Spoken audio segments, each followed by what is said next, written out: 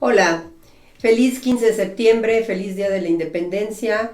Hoy, miércoles 15 de septiembre, les doy la bienvenida. Estamos aquí en REC Radio Empresarial, Canal de la Mujer, Grandeza de las Mujeres Mexicanas, con una gran invitada, una gran amiga de hace bastantes años, algunas décadas, sin querer tomar muchos números para no ventanearnos.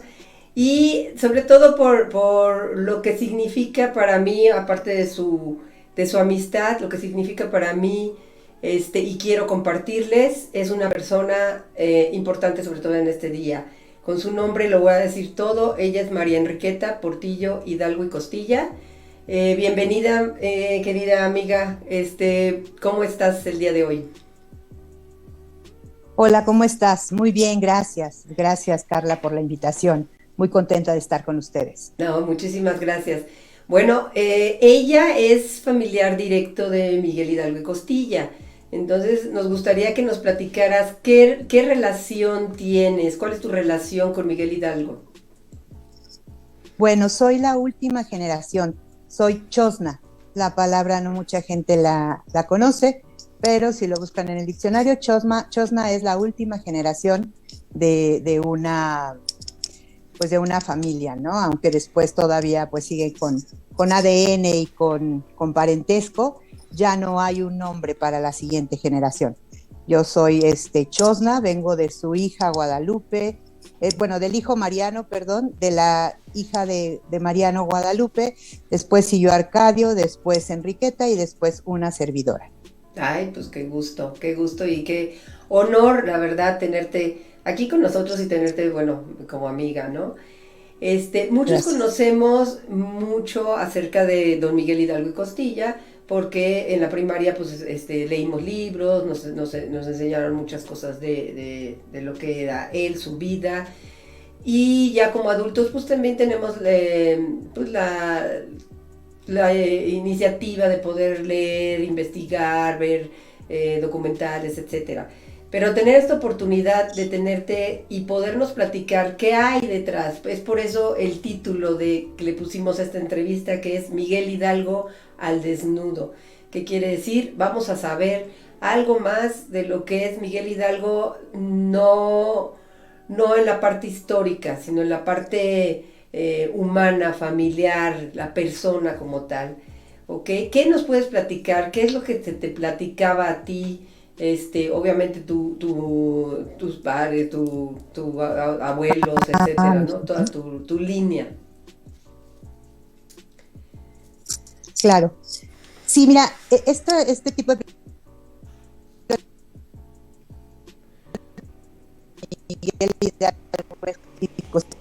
digo, es muy grato y muy honorable.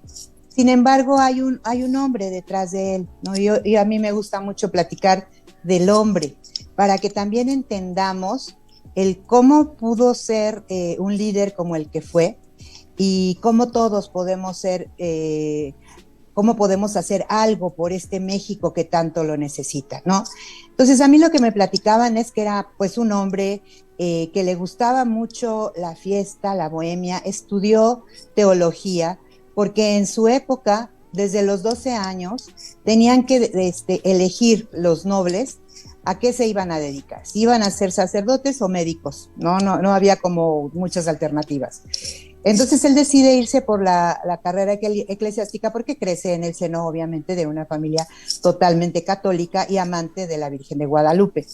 Sin embargo, él era un ser con un coeficiente intelectual mayor al de muchos de su época, y por eso él se da la tarea de estudiar durante muchos años. Estudió idiomas, estudió teatro, estudió teología, y con esto tiene un gran acervo cultural que después hace por eso hace muchas de las cosas que logra hacer, ¿no? Pero sí, lo que me platicaban es que era muy fiestero, que le gustaba mucho tomar chocolate, se llevaba tan bien con los ricos como con los pobres, etcétera, ¿no? Pero su comportamiento, por así decirlo, era de un muchacho normal, de un hombre normal, y normal me refiero a que en la época les gustaba degustar un buen vino, les gustaba las cartas, ¿no? Las cartas españolas, la baraja española, la jugaba en sus tertulias, y el mezcal, ¿no? Era un gran tomador de mezcal, vino tinto, chocolate, dulces, le gustaba la comida, pero le enojaba la injusticia, le molestaba muchísimo la injusticia desde joven, ayudaba a la gente que trabajaba en la hacienda de Corralejo, donde él nace, le gustaba llevarles comida, llevarles cosas que ellos no tenían acceso, a las que ellos no tenían acceso, y que él se escapaba para darles estas cosas, ¿no? Eso es lo que en la familia nos estuvieron platicando. No, pues qué increíble, o sea, porque habla de un ser humano con una calidad humana, repitamos un poquito, donde, bueno, personas que nosotros te conocemos y quien no conoce a Enriqueta Portillo, tiene mucho de él, sí le gusta la fiesta, sí le gustan las tertulias, pero también, claro no. O sea, pues, por ahí lo tenía que ser, ¿no? Pero también... ¿Qué es fiesta? Sí, pero también le gusta mucho trabajar por las personas que más lo necesitan, le enoja la injusticia, igual que tu padre... mi chosno. Chosno, exactamente. Sí. Bueno, eso es como dices, ¿no? Un gran líder es lo que hace, es el que busca un poquito la equidad, la igualdad, y que no haya esas injusticias, ¿no? Eso es Exacto. lo que estoy entiendo, y por eso creo yo, por eso hizo ese movimiento, por eso quiso dar ese paso que a lo mejor no todo el mundo lo iba a hacer, ¿no? Sí, y fíjate que ya en el último paso, en la guerra de independencia que inicia, bueno, ya fue como lo último que hizo, pero antes estuvo haciendo muchas cosas. Yo me he dedicado a leer mucho de él porque realmente sí me apasiona su vida, porque sí me identifico mucho con él, tienes mucha razón. O sea, sí me gusta la fiesta, sí me gusta socializar, me encanta, y socializo igual con todas las personas. Yo no entiendo de estatus, de clases sociales, incluso culturales y todo. Yo puedo estar con mucha gente. Y esto me ha llevado a analizarlo y estudiarlo. Y digo, yo no tengo la última palabra, y todo lo que platico sí me gustaría dejarlo en claro, que son lo que yo pienso, lo que yo considero y lo que yo analizo.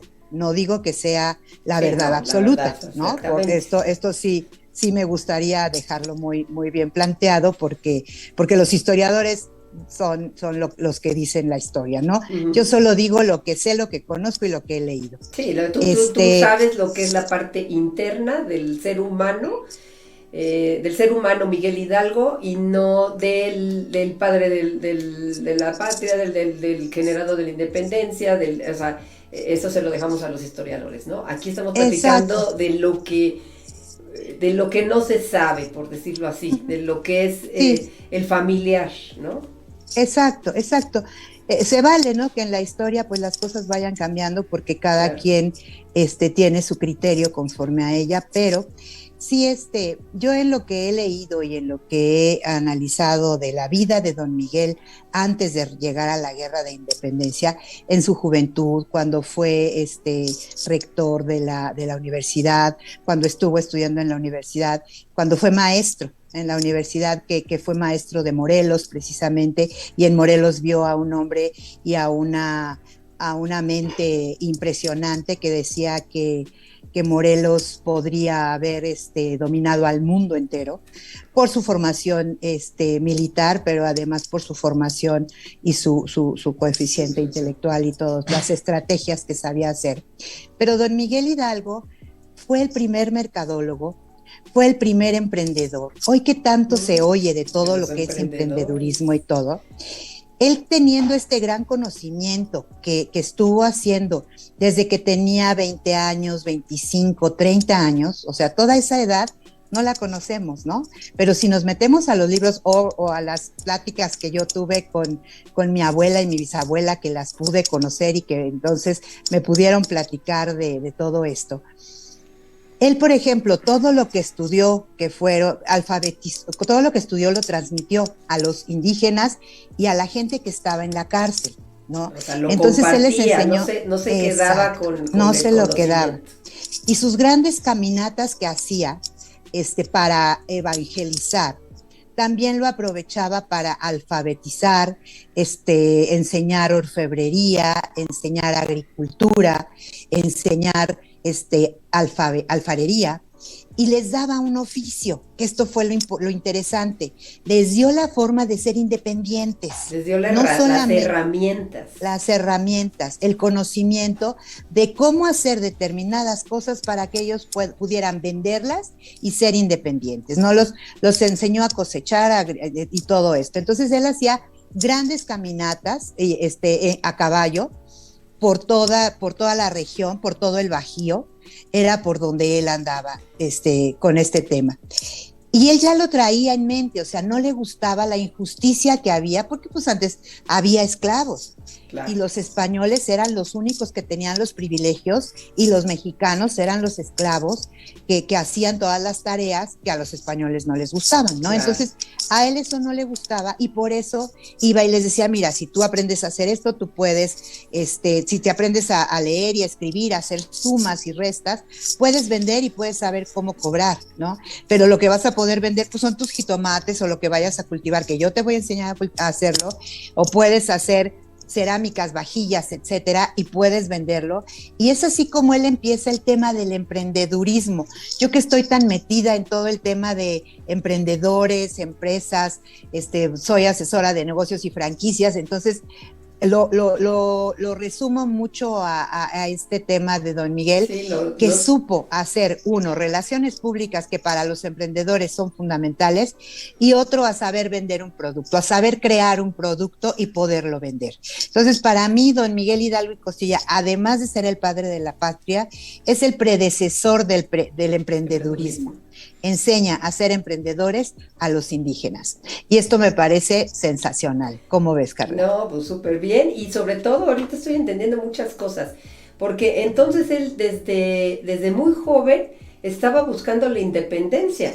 Pero les estaba dando, o sea, sin él saber qué es lo que venía después, les estaba dando esas herramientas para volverse independientes. Entonces, en el momento que llega la independencia, estas personas ya tienen ciertas herramientas para poder incluso pensar de forma diferente, ¿no?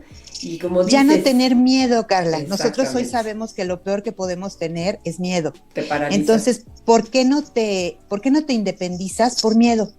¿Miedo a qué va a pasar?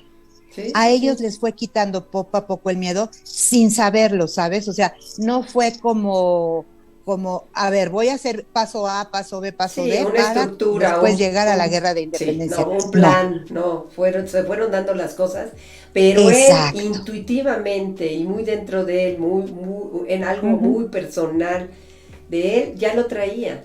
Exacto. Y él quería esa necesidad por dar esa igualdad, esa equidad y no esas divisiones, hizo que su naturaleza como tal empezara a dar ese apoyo, ¿no? Como dices, los conocimientos no se los quedaba a él para tener los aplausos, para tener los premios, etcétera, no, los daba.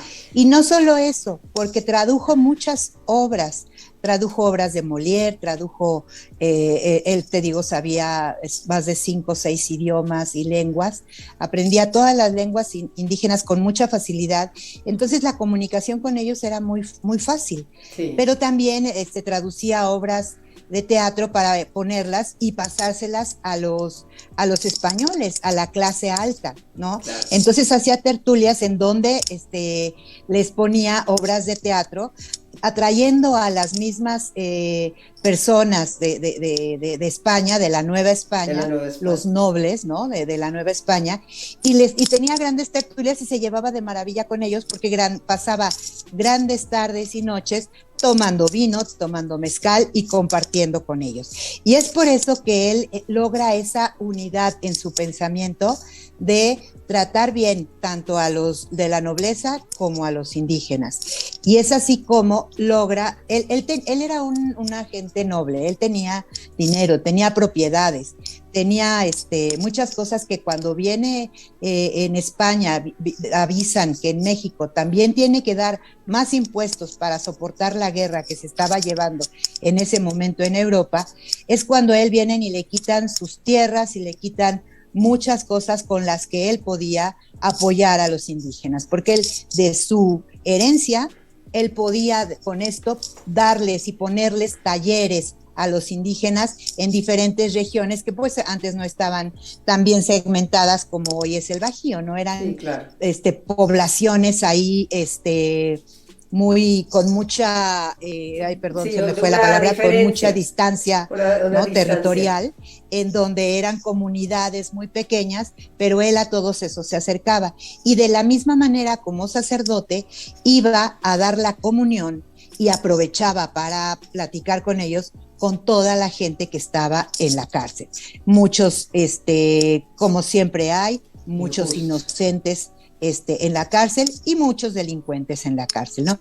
Pero él se llevaba muy bien con ellos, porque platicaba con ellos y les decía que podían ser mejores personas. No, pues está perfecto, ¿no? Entonces, qué gran ejemplo nos está dejando, qué legado nos está dejando. Fuera, volvemos a lo mismo, vamos a hacer un lado la cuestión histórica, ¿no? La cuestión como persona está dejando un gran legado y sobre todo a ti directamente, que lo has sabido, que esa herencia la has sabido aprovechar, porque yo te conozco y gran parte de lo que estás platicando que él hacía, tú lo haces.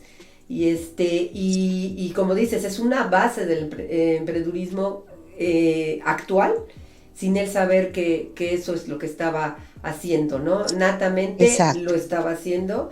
Y bueno, pues qué importante, qué interesante, la verdad, muy interesante. ¿Qué más nos puedes platicar? Sí. Bueno, aquí me gustaría seguirme porque también lo han satanizado mucho. De hecho, yo tengo la carta de excomunión cuando lo excomulgan. Para él fue muy duro porque él realmente sí quería servir a Dios. Él también era un rebelde de la religión, pero no de la religión como tal, sino de los de lo que los sacerdotes mismos imponían, y el que en ese momento había, ¿no? Ajá, exacto, que sabemos, ¿no? Que emborrachaban a los indígenas para poderlos bautizar, cosas de ese tipo. Pues él no estaba de acuerdo. Él era un rebelde, insisto. No pertenecía a ninguna congregación, era de una iglesia metodista, me parece. Bueno, estoy segura. Pero él por eso empieza también a tener problemas con la iglesia, porque pues tenía a su esposa, ¿no? La iglesia no lo permitía, no era su esposa, por supuesto, como tal, pero él tenía alguna persona con la que precisamente tuvo hijos, y gracias a Dios tuvo esa persona, porque si no, no estaría yo aquí, ¿no? Entonces, pues sí, o sea, y además era un ser humano, ¿no? Entonces, él precisamente alegaba mucho con la iglesia, que los sacerdotes deberían poder tener una vida. El celibato, ¿no? Iglesia, es algo un poquito controversial. El celibato no estaba de acuerdo con el celibato exactamente, pero no me quiero meter en esas cuestiones, ¿no? La iglesia sabe lo que hace, soy católica y respeto las decisiones de la iglesia. Sin embargo, en ese momento don Miguel no estaba de acuerdo. Y entonces él sigue en sus cabalgatas, sigue en sus caminatas y junta a un grupo de personajes, ¿no? Y les empieza a decir que qué les parecería hacer algo por los indígenas. Él lo tenía estructurado de una manera diferente, no pensaba que fuera a ser de esta manera, y es por eso que sabemos históricamente, o sea, todo se enlaza, ¿no? Claro. Sin embargo, hay cosas que son platicadas de distinta manera y ahora se pueden platicar. Yo cuando era chiquita no podía platicar que yo venía directamente de Don Miguel Hidalgo, porque en los libros de texto, la iglesia y todo lo demás, pues era así como hijos, es pecado. Sí. De hecho cuando a él lo excomulgan, lo maldicen a él y a toda su descendencia. Digo, erróneamente, porque si eres iglesia, pues cómo maldices, ¿no? Pero bueno, insisto, no me quiero meter en esos temas. Pero sí, él no era militar, recordemos ese punto. Él no tenía formación militar. Entonces, y esto lo pongo así para que ahí lo tengan, porque ahorita lo vamos a sacar. Él empieza a hacer esto y los descubren. Sabemos de los taconazos de la corregidora en Querétaro, precisamente, claro, que ella con taconazos, ellos se escondían abajo de su casa, no Don Miguel estaba en Dolores, pero tenía gente ahí haciendo cosas para esto de la guerra de independencia. La conspiración de independencia. La conspiración, exacto. Y la corregidora, que es un personaje súper importante dentro de este movimiento, les avisa que han sido descubiertos. Cuando llega, imagínense, eso fue en la noche de un 15 de septiembre, en la noche 7, 6 de la tarde. Cuando llega a oídos de Don Miguel, ya es medianoche, porque recordemos que estaba en Dolores, se tuvieron que ir a caballo, corriendo, no sé cómo, pero se tuvieron que ir a avisarle Ignacio que Pérez, los habían descubierto. Ignacio Pérez fue el que llevó el mensaje. El mensaje, exacto. No había celular, si hubiera habido celular era de inmediato, ¿no? Pero la comunicación estaba diferente. Entonces, por eso tardan tanto, y dice Don Miguel, ¿qué hago? Y ahí es donde viene el mercadólogo. A lo mejor mucha gente no le va a parecer lo que estoy diciendo, pero como lo digo, es mi percepción. Sí, el mercadólogo dijo, ¿cómo puedo atraer a la gente para que me siga ya en este momento? Porque él no había comunicado a nadie, del ejército con el que se iba a armar, de lo que pensaba hacer. Entonces, bueno, la forma de comunicarle al pueblo en ese entonces un problema, un incendio, una tragedia, algo que sucediera, era a través de la campana de la iglesia. Sonar la campana. Eso se hacía siempre, ¿no? Entonces dice, bueno, ¿cómo atraigo al pueblo? Con la campana. Es la forma normal que se hace. Pero ¿cómo hago que me sigan? ¿A quién siguen y a quién yo les he hecho que sigan? A la Virgen de Guadalupe. Y saca el estandarte que estaba en la iglesia y dicen, a la Virgen de Guadalupe es a quien van a seguir. A mí también porque tienen una relación conmigo, pero en nombre de la Virgen de Guadalupe, con el enojo que tenían hacia los españoles y con el llamado de la campana, él arma su estrategia para convocar a toda la gente y avisándole a los militares que estaban custodiando la iglesia, las cárceles, que abrieran las puertas para que pudieran salir los de la cárcel, ¿no? Entonces, de esa manera, Don Miguel hace su estrategia, llama a todos, convoca y sale el grito de independencia, porque pues ya enardecido, imagínense, ya me descubrieron, ¿qué voy a hacer? Con la adrenalina a todo y con las ganas de hacer esta guerra de independencia, pues él dice, ¡viva México! Y mueran los gachupines. O sea, en ese momento estaba encolerizado porque sabía que venía algo muy fuerte, sabía que venía algo muy malo y él pensaba que era nada más para los indígenas, ¿no? Entonces es así como salen y vienen bajando por todos lados. Vienen caminando por todo el Bajío para llegar a la Ciudad de México. Era el objetivo, llegar hasta la Ciudad de México. Uh-huh. ¿Cómo ves, Carla, hasta ahí? No, pues está súper, tú síguele porque yo estoy feliz de la vida. Ya ni te paro porque está súper interesante. Es que es una forma muy diferente de ver la historia, ¿sabes? Sí, exactamente. Y ya que vienen todos, pues acuérdense que Don Miguel no era militar. A los que traía con él era todo el pueblo enojado y a toda la gente que se encontraba en la cárcel. Entonces eran personas que muchos de ellos pues no eran gente de bien y no eran de con permiso voy a hacer la guerra de independencia, Sí, con ¿no? mucho cuidadito. Entonces empezaron a dar las matanzas, que la primera matanza que sucede, la primera matanza fuerte en la que don Miguel se queda asombrado, Ay, perdón, perdón. asombrado y enojado un poco contra él mismo, es en la Lóndiga de Granaditas, porque ve cómo matan a sus amigos nobles, ¿no? Y eso a él no le parece. Él dice, yo no quería esto, ¿no? O sea, momento, yo no quería esta situación, porque sí son españoles y todo, pero ellos no eran tan malos con los indígenas. Sin embargo, era necesario. Hacen esta matanza, se siguen caminando y se empiezan a subir a la guerra de independencia cantidad de tropas que ya vienen siendo dirigidas por Por Morelos, otros, por todos los que por sí otros eran líderes que eran los que eran militares. líderes militares Ujú. y sí están yendo. Entonces, no viene, no está siendo ya nada más un líder solamente don Miguel, sino todos los demás. Don Miguel, al ver tanta matanza, tantos robos, tantas violaciones, empieza ¿cómo diré? A decaer sus ganas, ¿no? Porque dice, híjole, realmente esto no No lo es lo que contemplé porque querían. se les fue de la mano el control de las personas y se les fue por esta falta de don Miguel de la estrategia militar. Pero los demás sí traían sus ejércitos, ¿no?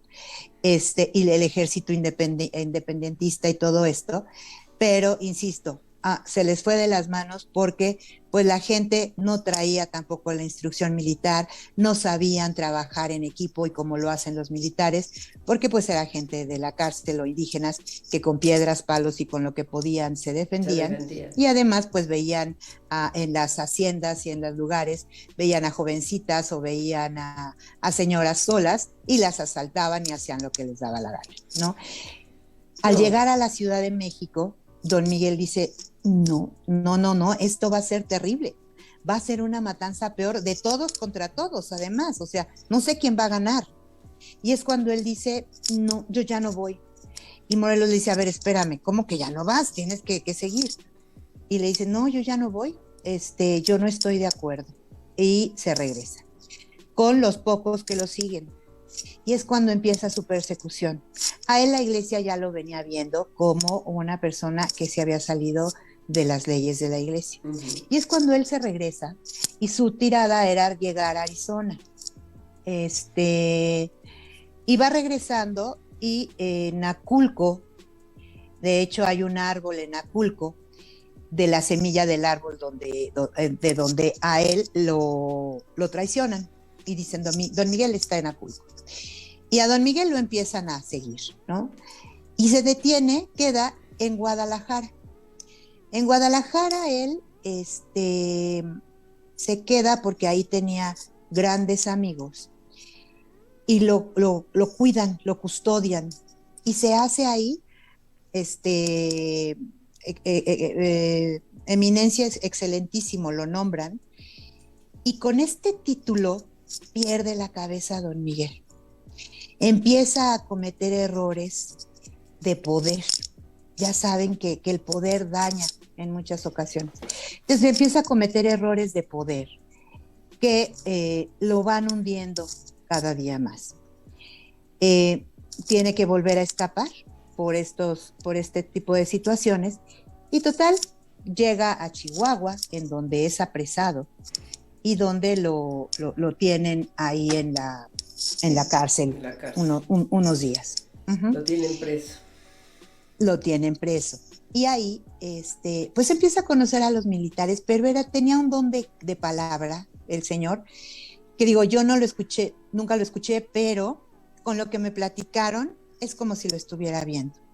Tenía don de palabra, tenía mucho carisma, y se hace amigo de los que lo iban a matar, y se hace amigo de los que estaban presos junto con él, y etcétera. Y llega el día de su muerte. De su Y jubilación. su muerte es por las dos leyes, la eclesiástica y la mortal, la de los vivos, ¿no? La de los seres humanos, la de los hombres. le quitan lo que tenía él para dar la comunión, bueno, le quitan la piel de las manos, y total, lo comulgan y le dan el título, bueno, la excomunión, el documento de excomunión. Y ya después llega el día que lo tienen que fusilar. Y al momento que lo llaman para ya ser fusilado, lo iban de espaldas y con los ojos cerrados, bueno, vendados. Y dicen, no, ¿saben qué? A mí de frente y quítenme la venda. Yo no voy a morir como un cobarde.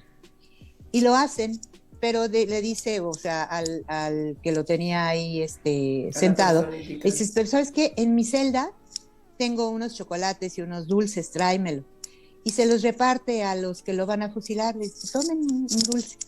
Y es por eso que al momento de dispararle, no lo matan y le tienen que dar el tiro de gracia, porque pues no lo querían matar, era un ser que era agradable y que todo lo que hizo fue querer hacer el bien por los mexicanos, y no solo por los mexicanos, sino por la ideología de las clases sociales, ¿no? Él estaba en contra de eso. Entonces la gente no entendía bien por qué lo tenían que matar, si realmente él no había matado a mano armada, él sí había provocado muertes y todo, pero por un acto de justicia, ¿no? Pero en fin, le disparan y no lo matan. Y es por esto que le tienen que dar el tiro de gracia. Y es así como muere una gran persona, muere un gran cerebro, un gran ser humano, un gran estratega, que a sus hijos, a su esposa, a la gente que tenía, a su hermano Mariano lo amó, lo adoró, nada más que el hermano Mariano muere también en la Guerra de Independencia. Entonces, pues se muere un gran ser humano que sí nos independizó, sí dio el inicio, porque también hay muchos libros y muchas cosas que dicen, pues él no concretó la Guerra de Independencia. Pues no, porque él se arrepintió en un momento dado al ver tanta sangre y tanta violencia, porque, insisto, no tenía una formación militar. Los militares son formados para que si matas, fue en honor o en función a lo que tú venías buscando. Él no, él era más ser humano. Sí, él fue buscando un ideal, él fue buscando un objetivo, y pues bueno, la situación cuando se salió de las manos es por la falta de conocimiento en la milicia, ¿no?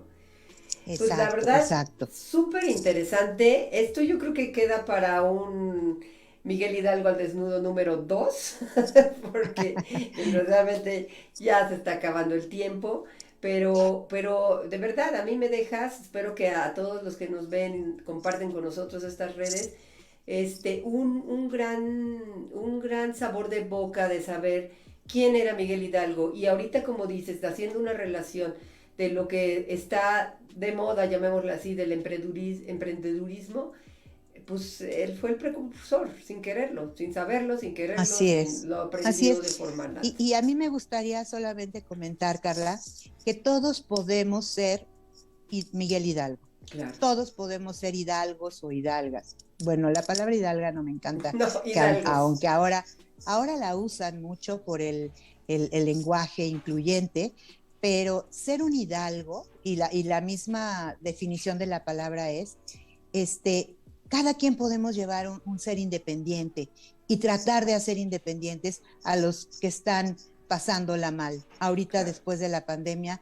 tenemos todavía mucha gente con este problema de pandemia económica que también se vivió, pandemia social. No, que se está Todos viviendo, tenemos que hacer algo por los demás. No una guerra de independencia, no matar, no todo eso, por supuesto que no, pero sí cada quien podemos tener esa mentalidad de ayudar a los demás. Es muy importante. Si algo pueden hacer, de verdad, sigan los pasos de don Miguel Hidalgo y Costilla, que lo único que hizo fue amar a los mexicanos. No, bueno, te agradezco muchísimo todas esas últimas palabras que nos estás diciendo, porque lo he dicho en varias ocasiones. El pertenecer yo a 10,000 mujeres por México me ha llenado mucho, y gran parte de la esencia que es 10,000 mujeres es darnos la mano. Es apoyarnos y darnos la mano para hacernos independientes al fin y al cabo. O sea, si ya Exacto. tenemos esa independencia, fortalecer esa independencia y ayudar a otras mujeres a esa independencia. Entonces, como anillo al dedo queda y bueno, te agradezco muchísimo, pero muchísimo esta gran entrevista y próximamente yo creo que vamos a hacer un part 2 porque está muy interesante. Claro que Y sí. pues bueno, ¿quieres dar algunas palabras en respecto a este día en específico? Pues igual, que todos de verdad tomemos a don Miguel Hidalgo como ejemplo de muchas cosas. Los emprendedores queremos ser independientes al final del día, por eso somos emprendedores y por eso estamos buscando crear. Don Miguel fue lo que hizo. Tomémonos de la mano, ayudemos a los demás y creemos y creamos en nuestros ideales. Ok, pues muchísimas gracias. La vuelvo a despedir. Es María Enriqueta Portillo Hidalgo y Costilla, que es un honor tenerla en este espacio. Y muchísimas gracias por tu tiempo. Te lo agradezco mucho. Pásenla bien, Gracias. pásenla en familia, cuídense mucho. Hay muchas formas de festejar. Yo creo que la mejor manera de festejar, y más en tiempos de pandemia, es estar en familia. Comamos Exactamente. lo más mexicano, no importa qué tan elaborado, qué tan caro, pero lo más mexicano posible, hasta unos frijolitos con chorizo, eso está perfecto. Les agradezco mucho, un abrazo a cada uno de ustedes. Muchísimas gracias, mi querida Keta. Y ¡Viva México! y viva México, perfecto. Gracias. Gracias.